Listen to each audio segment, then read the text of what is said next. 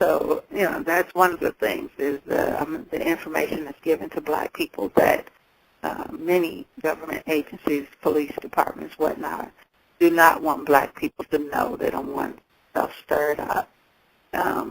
The second thing that is causing so much need to record and surveil the show is the fact that part of the initiative is dealing with the amount of presidents, white presidents, who owned slaves. Now, a lot of that information is kept very hush-hush, even though it's out there in many publications, many newspapers from back in the day, many archives, different places where you can actually see for yourself that these were slave owner presidents. That some of them, when they became president, sold their interests or sold their slaves to companies that they still had interest in. And, many of the white presidents believed in the whole slave trade as an economic basis for not only the colonies but for the United States. So the thing was, how do they support and promote the continuing of the slave trade of Negro people without actually saying that slavery is okay? And so, of course, the prison industrial complex was used to facilitate that move from open slavery to more of a confined, concealed slavery. And so when you think about the idea that a black male who is innocent, did not do the crime, is arrested and convicted by a, tainted evidence and a corrupt judge and a biased jury and a public pretender that sells him up the river. And he ends up doing a plea deal to do 5 years in prison because he don't want to have to do 10 years if these people convict him. Or, they give him different options. You're going to get life, so, you need to agree to 15 years. And he's like, but I didn't do it. He's like, that doesn't matter. That's how you know the system is corrupt. And as black people, we have not used enough of our initiative and our ingenuity to really navigate and get around this system so that justice can be done for these innocent people sitting in jails and prisons.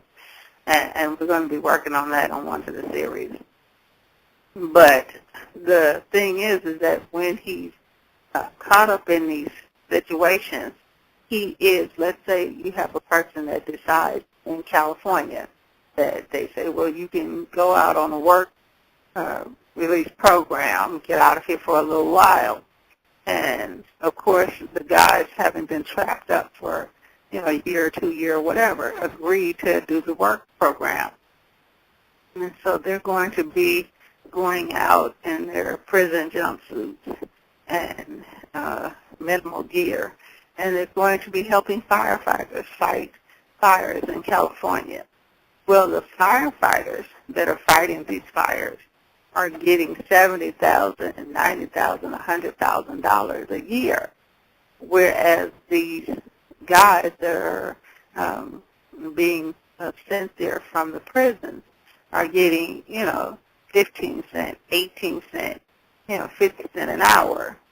And so what you're seeing is basically an economic slave trade in which you are capturing these black males still for the picking of a different kind of type, but still for labor. It doesn't matter whether they're innocent or not. They are being captured and contained in these prison industrial complexes for the purposes of siphoning taxpayer money and for the free labor. Most of the cities that you see, there's a lot of work done in the cities, a substantial amount of work done in the cities that is done by prison labor. And it doesn't matter whether a person committed murder or a person is there for something they didn't do. They're side by side, and they're each being enslaved the same way. So, there's a lot of information that is coming out in these series. And like I say, most black organizations over the past 50 years have actually been paid not to tell black people these things.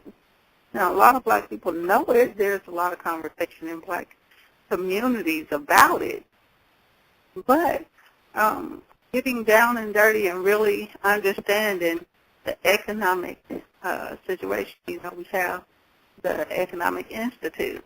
And people are sometimes shocked at the numbers that come out on a yearly basis. We just had white folks do the white American census, and we knew that was not for black people. That was to include white Hispanics in with white people in order to increase those numbers. But you had the question to black organizations, civil rights organizations, reparation organizations, was while whites were doing this white American census, which organizations were doing the black American census? When whites are doing these censuses, they're looking for whether different segments are better off or worse off than they were 10 years ago. So if you got black organizations that should be doing black American census, and you constantly have people, even the Negro president, that says that there's only one America, well, we know he's not telling the truth. We know that there has been two Americas since white folks first came and started killing off the original black natives. There's been two Americas since the white folks started enslaving and bringing black folks onto this continent. And so the original black natives and the blacks being brought onto the continent made up the black America that was here, already here, and now newly black people being brought here. And of course the white people coming here created a white America on a black continent. They did the same thing in South Africa with creating a white nation on a black continent. Same thing in Europa. Europa was a black world, a black continent that was taken over by whites, and it became two separate continents, two separate things. Every country, 288 countries, have a white controlled section and a black subdued section or subjugated section. So, if black folks were able to see how many black people are in China. When you look at China, you never see black people. There are, all of these black people in China, and that's because there is a white-controlled China, and then there is a black subjugated China. And so, there's a lot of things that black organizations have been paid through donations, funding, and just, envelopes under the table to not say.